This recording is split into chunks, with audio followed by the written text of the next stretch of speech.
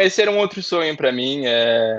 Sempre quis ir para os Estados Unidos pela essa parte de educação, né? E estar ligado ao esporte. Sempre tive em mente que eu não ia parar na natação logo depois de sair do ensino médio, né? Nem muito cedo. Então eu queria continuar em uma faculdade, né? O que eu achava muito importante. E assim, continuar em alto nível, né?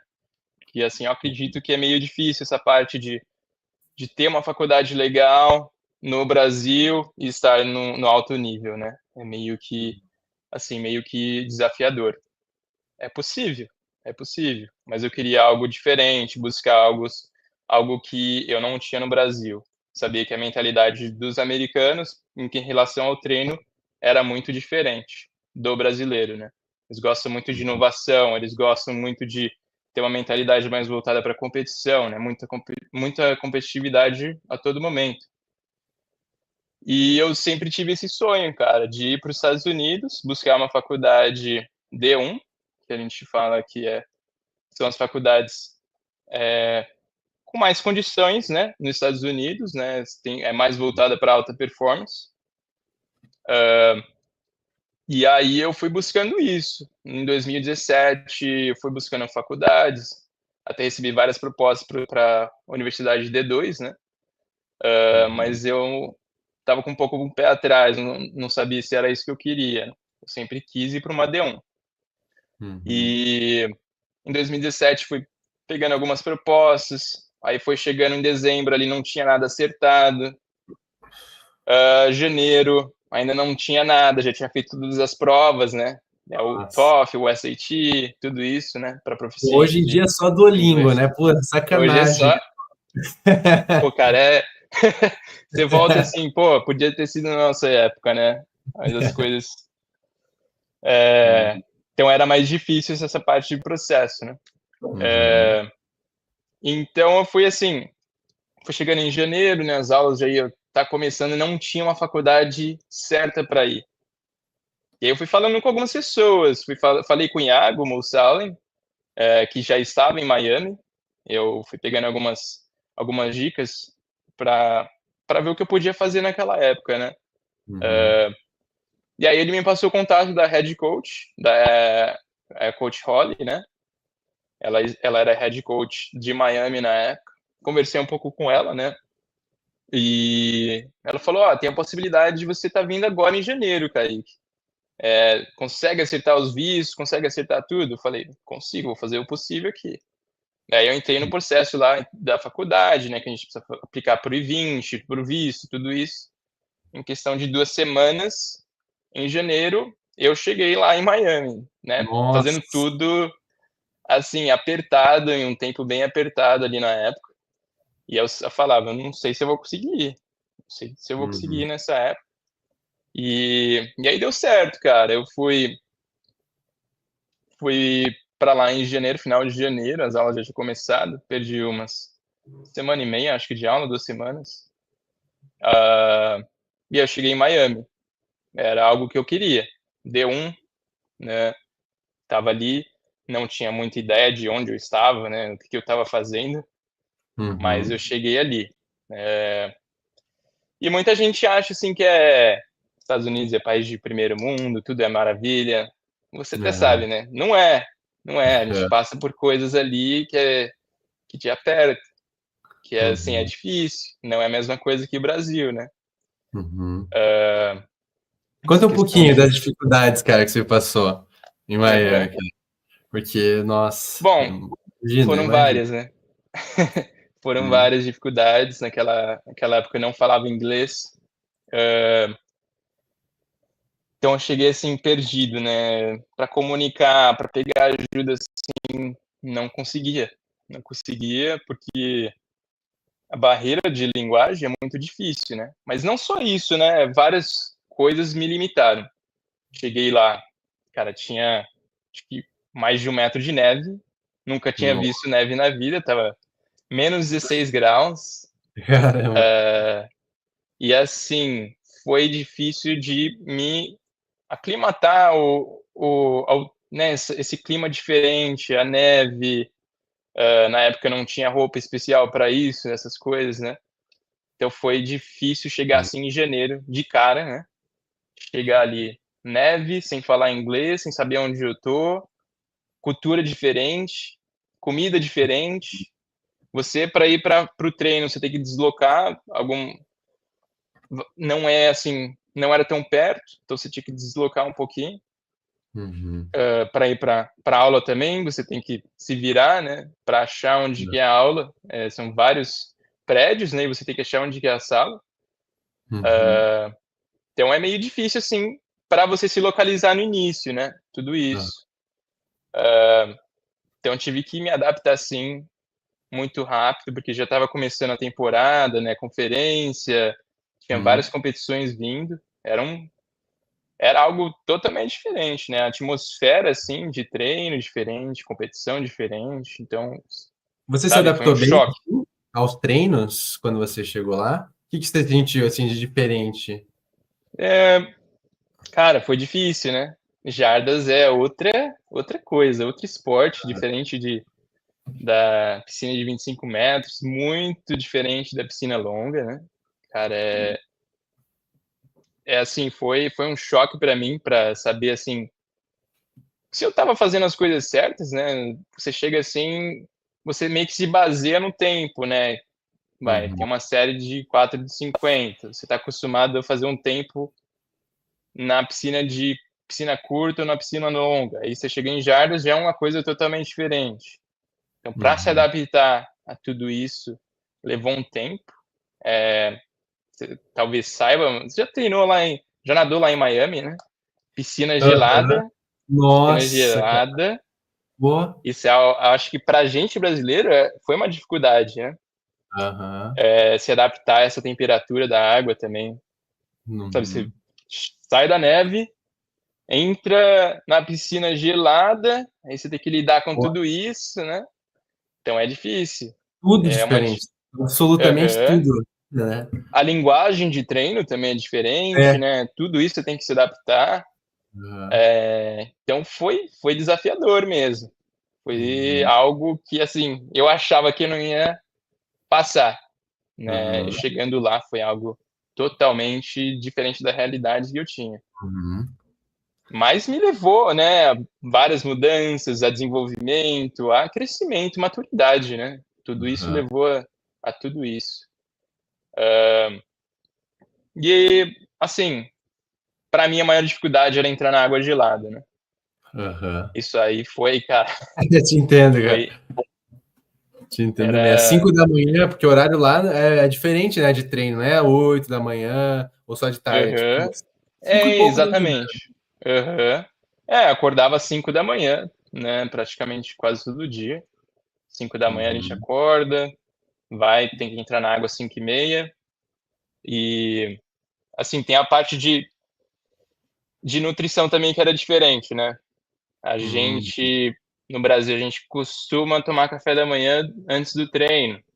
Chegando lá, a galera não faz isso. É verdade. Né? A galera vai pro treino em jejum. Tive que me adaptar a isso também. Comecei a ir pro treino em jejum. No começo foi difícil, mas eu fui me adaptando a isso, né? Então é tudo diferente. Né? Horário, localização de onde você precisa ir, né? Essa parte cultural, estrutura de treino. E você tem que ainda se deslocar para as aulas depois, né? E fazer toda uma rotina diferente. E, cara, assim como eu... desculpa, interrompi, cara. Pode Não. continuar. Cara, é que assim como você se transferiu, né, de universidade, você da Universidade de Miami foi para a Universidade de Tennessee, eu comecei na Colorado mesmo, a Divisão 2, e já na minha cabeça eu queria ir para a Divisão 1, igual você tinha na sua cabeça. E eu lembro que na minha cabeça já estava certo que ia transferir, sabe? Porque eu queria ter experiência da D1. E para vocês que estão assistindo, a Divisão 2 é legal, tem muita coisa boa por aí, muitos programas legais, equipes muito boas, tem que encontrar o que é bom para você, óbvio. Exato. Mas vai com o negócio na cabeça, né? E daí foi isso que eu fiz, eu transferi, mas eu queria que você contasse um pouquinho sobre o seu processo de decisão de transferência, como é que foi isso para você também? Se foi mais difícil de se adaptar, e as diferenças de treino, se foi um treino muito mais potente, se interesse se você pegava muito mais peso na musculação, sabe? Um pouquinho sobre os detalhes. Sim. Bom, assim, cara, no começo eu ia até desistir em Miami. Primeiro semestre eu falei, eu não vou mais, não volto mais, que eu tinha voltado do Brasil na nossa férias de verão, né? Falei, cara, eu não vou voltar mais para lá. Não tô aguentando mais. Mas aí, né, foi passando o tempo, fui amadurecendo a ideia, aí eu resolvi voltar. Falei, vou tentar mais um ano, talvez. E nesse período de um ano as coisas melhoraram, né? Tudo ficou melhor, né? Já estava mais adaptado à língua, toda essa estrutura de treino, musculação, né? Musculação lá é bem pesada, né?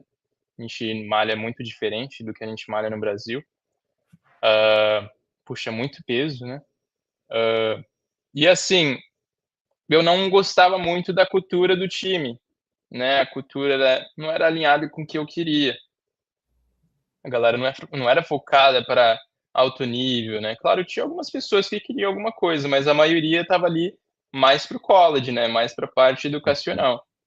E eu queria algo maior. Naquela época eu já pensava em um sonho olímpico, eu já pensava em algo melhor, né? Na natação. Queria ir para um mundial, queria ir para uma Olimpíada. E lá eu achava que eu não ia alcançar isso. Tinha todo o suporte técnico, tudo isso. Mas eu precisava de uma estrutura diferente, uma cultura diferente. Então, indo para o meu segundo ano, já estava um ano e meio lá em Miami. Foi em 2019, eu falei, cara, eu acho que não dá mais. Eu acho que meu tempo aqui deu. E assim, as regras de transferência estavam mudando na época, as coisas ficaram um pouco mais fáceis, né? Eu tinha um portal de transferência que começou a abrir. E eu falei, vou entrar no portal de transferência para ver. E assim, tem um medo, assim, às vezes, né? Você entrar no portal de transferência, você perder a bolsa, você vai perder seu time, e agora, né? E assim, fui lá, entrei no portal de transferência em 2019, quando o ano já tinha acabado na faculdade, e falei, vamos ver o que eu posso fazer aqui. Tinha ideia em ir para NC State, Alabama, Tennessee, tinha também Geórgia, e talvez Indiana. E aí eu fui em agosto visitar Tennessee. Fui visitar Tennessee em agosto para ver o que dava. Já tinha entrado no portal de transferência, então não estava mais na faculdade em Miami. E aí eu falei, vamos ver o que dá aqui.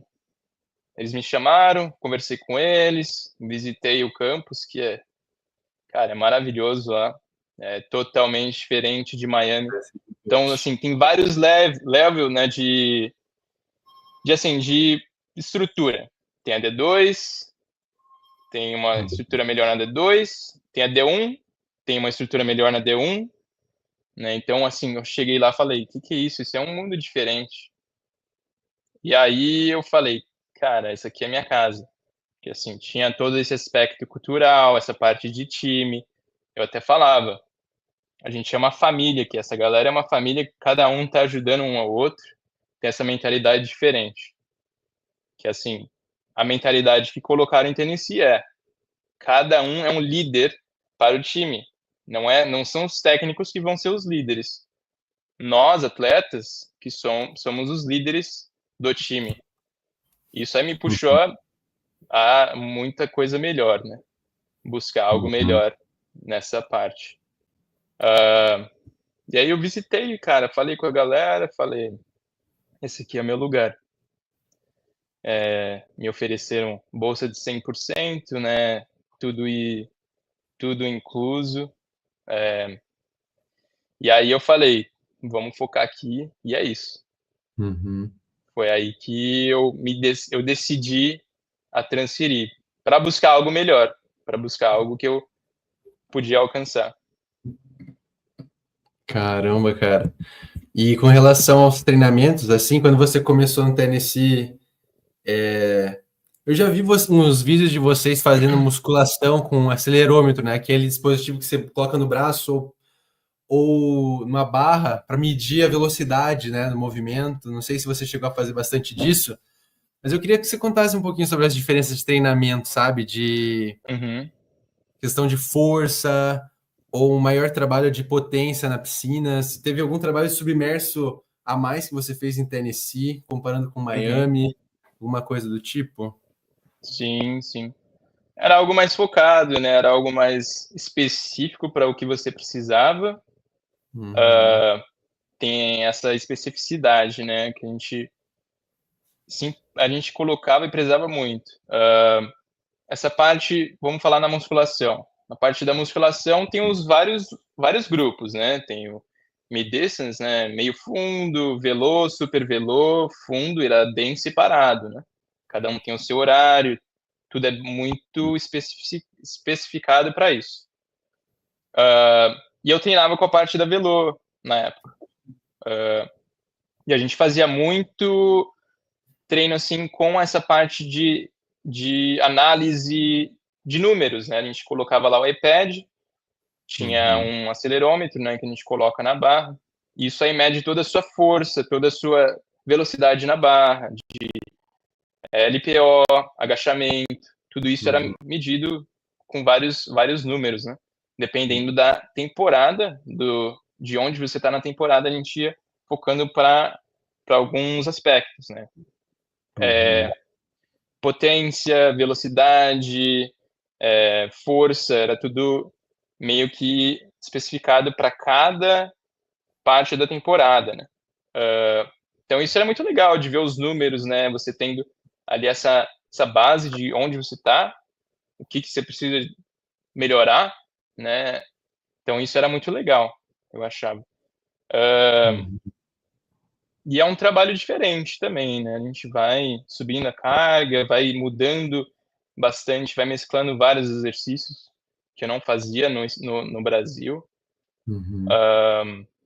E essa parte na água também. A gente tinha essa parte de câmera dentro da água, todo treino a gente tem a TVzinha lá mostrando Uhum. o que você está fazendo, né? Esse acompanhamento todo.